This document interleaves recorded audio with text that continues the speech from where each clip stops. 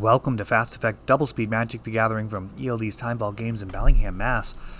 Here we have Tony leading out with a Delver of Secrets versus Lands with a very solid start of a Blast Zone along with a Chrome Mox to enable an Exploration. Wasteland coming down for him as well. Blast Zone going to be able to take out this Delver even though it's flipped, as that is actually how the cards work. They retain their original converted mana cost. A rules change from a while ago now. Previously, flip cards had 0 converted mana costs. And Blast Zone going to go ahead and clear away this Delver now, preserving Land's life total. Tony with just a basic island so far here, Life from the Loam. And that is going to be a bit of a problem here, getting back Blast Zone.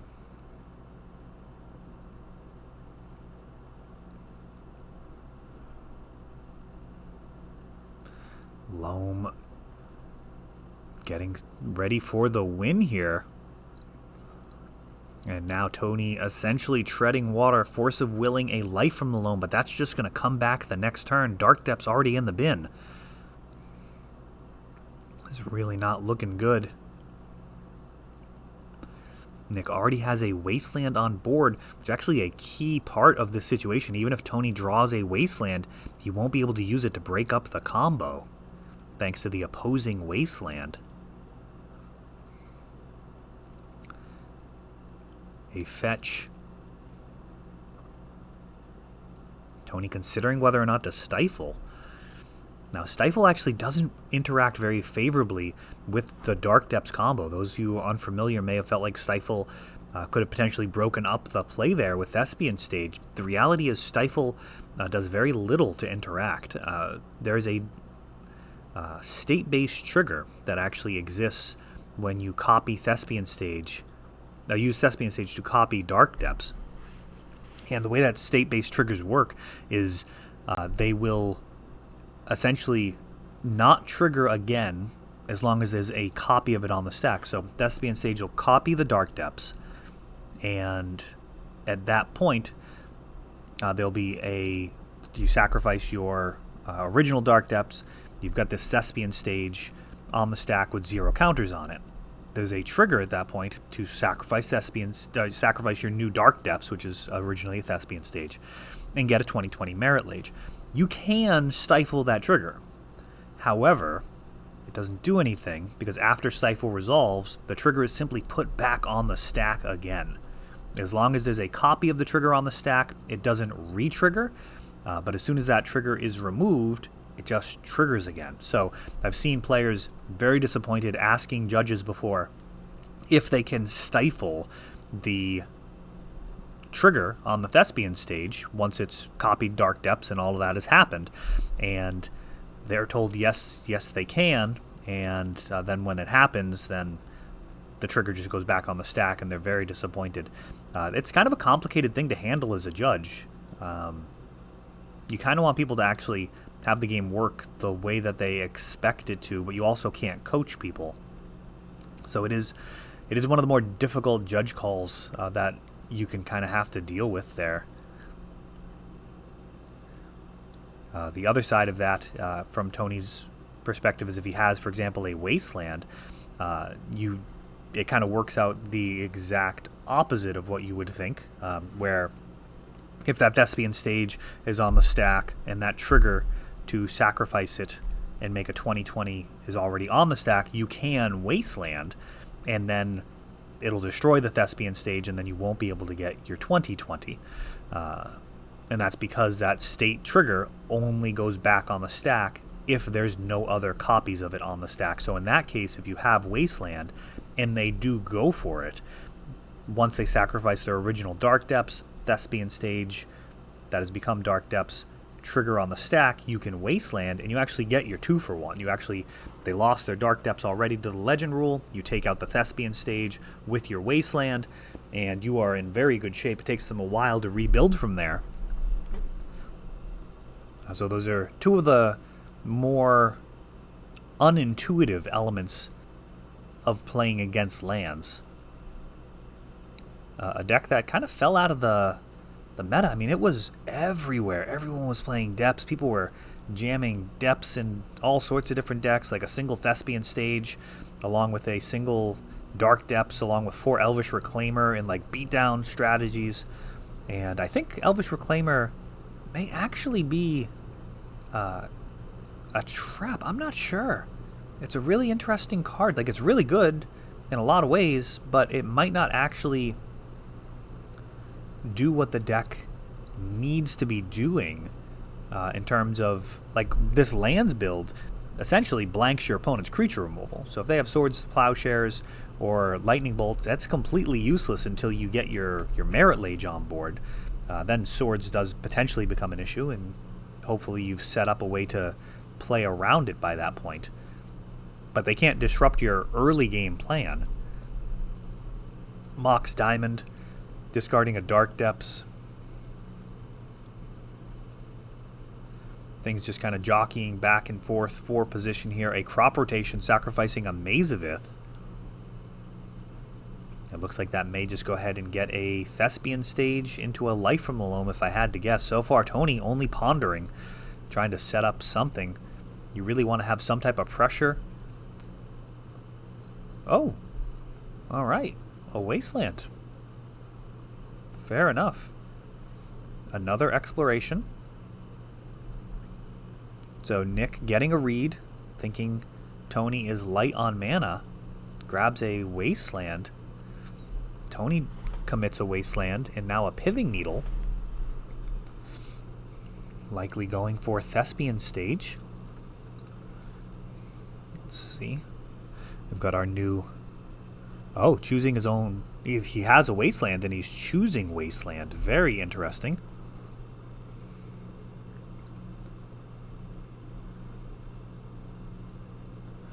A Volcanic Island coming down. Wasteland, one of the best tools against this lands deck, but, you know, if they have Wasteland, they are able to play around it. Veil of Summer tripping off of this True Name Nemesis. And now a 4th Exploration. And I'm very surprised that we haven't seen a Life from the Loam. The way that Nick took that line, I thought he would have had a Life from the Loam in hand. True Name turning sideways. And now Snapcaster Mage. Double duty on this Ponder. Force of Negation, a very strong card versus lands, as it actually exiles Life from the Loam. Another Thespian stage. Into the Abyss. Now the Abyss targets, so that's actually not going to clear True Name Nemesis. But we see Force of Negation thrown at it anyways.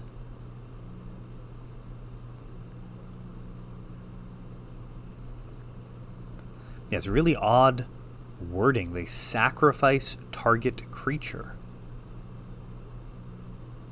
At least that's the way it worked the last time I sleeved that card up. That has been a while.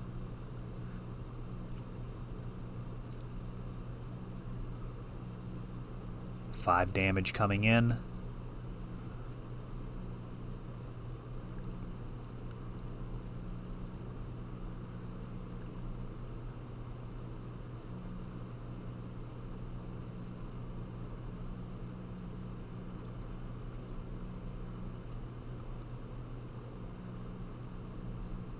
Four explorations here for Nick.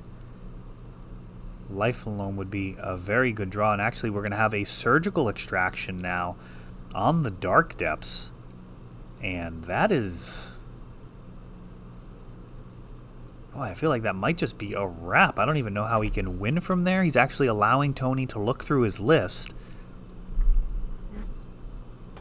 Looks like perhaps a Liliana. Look like maybe a Liliana as a possible win condition, which, I mean, is going to be a tough sell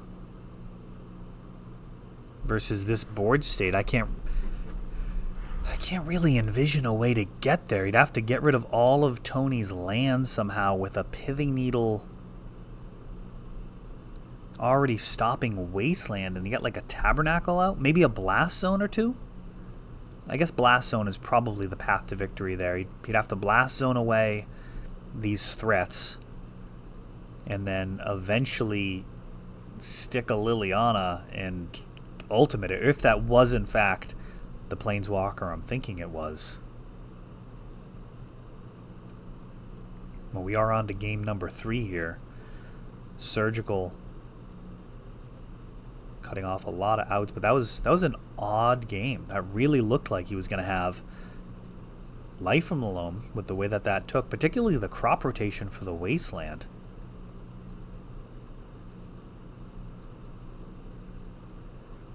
Really ended up feeling like that crop rotation could have been put to better use.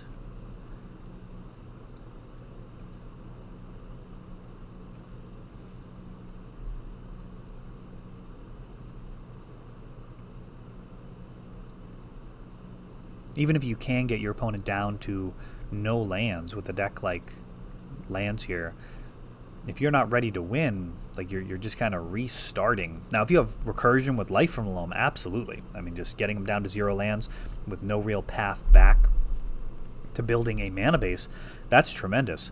But just kind of knocking somebody down on turn 1 or 2, down to 1 or 2 lands, probably not the textbook play with crop rotation.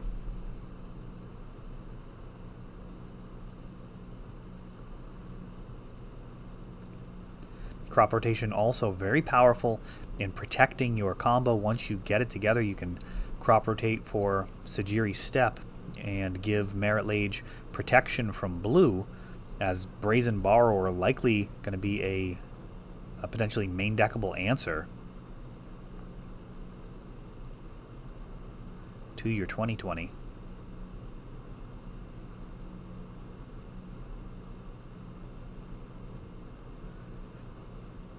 Yeah, land's not seeing nearly as much play, though it did just take down the Leaving a Legacy open.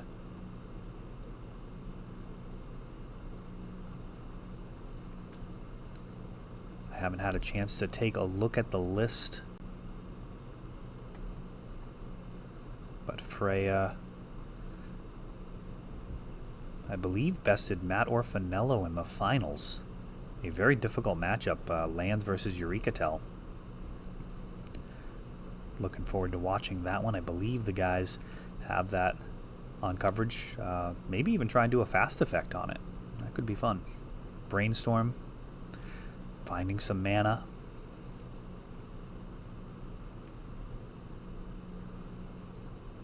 Whole bunch of lightning bolts. That is a card that can allow for some creativity in playing it. Potentially winning from a situation that your opponent really doesn't see coming. You have like 3 or 4 lightning bolts. They will potentially take extra damage than they need to. For example, using their mana to further their game plan instead of, say, using a blast zone. And then potentially find themselves in range of a lethal strike. We got Wasteland taking out that volcanic. And Tony likely going to just need a Scalding Tarn here at some point, just to have all of his mana available to him in the face of this Life from the Loam Wasteland lock. Blue-Red Delver, one of the decks that can actually weather that storm, as they can function on just 3 mana, no problem. And there is the Scalding Tarn that's likely to fetch a mountain.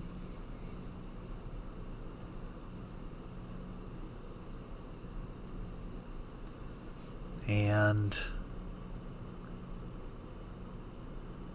is that Aria of Flame?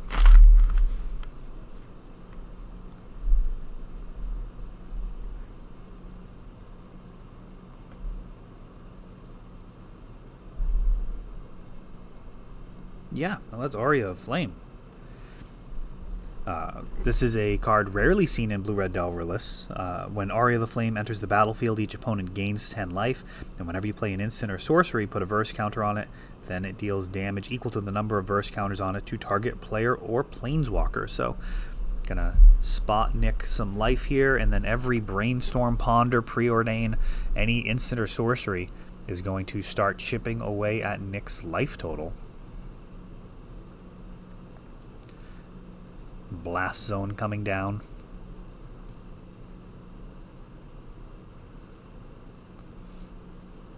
Chains of Mephistopheles. This is quite the lands build here. We got Chains, the Abyss.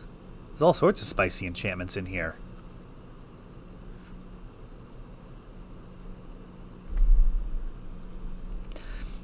Chains of Mephistopheles is whenever a player draws. If a player would draw a card in a turn, and it is not the first turn that they drew in that turn, they must first discard a card. If they can't, then they just mill and then draw a card. So we've got Young Pyromancer entering the battlefield.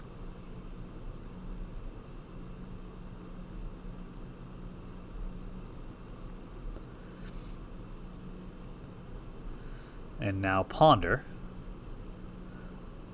creating an elemental, adding a counter, and he must. So you look at the top three.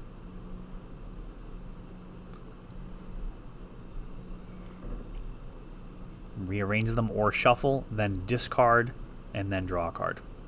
Wasteland goes to the graveyard. Force of Will to hand.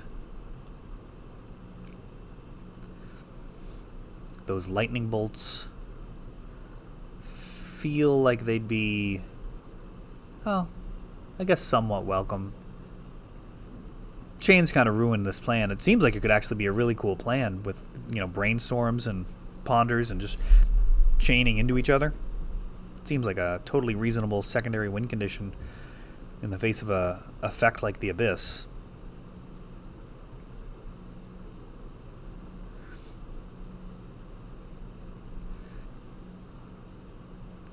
Be very mana intensive, but it'd also be hilarious with like Skullcrack. And now we have a drop of honey. Wasteland taking out this volcanic island.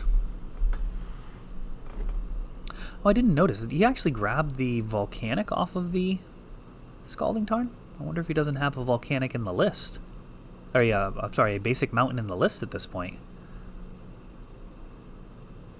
He is going to be cut off from red here. Otherwise, this Life from the Lone Wasteland lock. 4 damage coming in, so now it's a little bit of a race.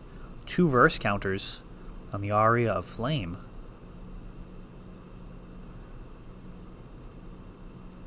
Converted mana cost at 0 and 2.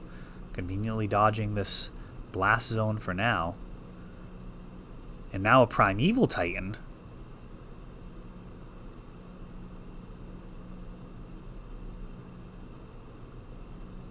This list is wild. Drop of Honey, Prime Time. We've got a Force of Will pitching Snapcaster. It does add a counter. Force of Will also lightning bolting Nick's face. And now Pyroblast being thrown out just for kicks, making an extra body, doing 4 damage.